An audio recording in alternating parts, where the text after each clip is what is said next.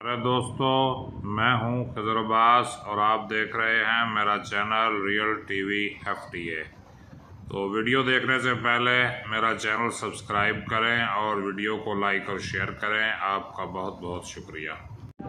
अस्सलाम वालेकुम प्यारे दोस्तों, मैं इस वक्त चोलिस्तान में मौजूद हूं।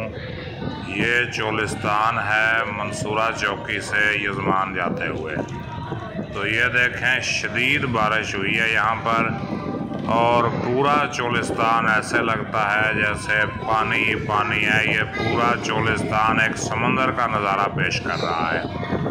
तो बहुत प्यारा मंज़र है चोलिस्तान का। तो ये गाड़ी ड्राइव करते हुए इसमें से मैंने वीडियो बनाई है और देख लें, बड़ा ही प्यारा मंज़र है। ऊपर से बादल हैं और ये बिजली की मेन लाइन जो है ये भी गुजर रही है और घर, ये चोलिस्तान के घर और ये देखें, मेन लाइन जो है बिजली की गुजर रही है। ये उसका टावर नज़र आ रहा है और बाकी ये चोलिस्तान का बहुत प्यारा और अच्छा नज़ारा जो है ये पेश हो रहा है।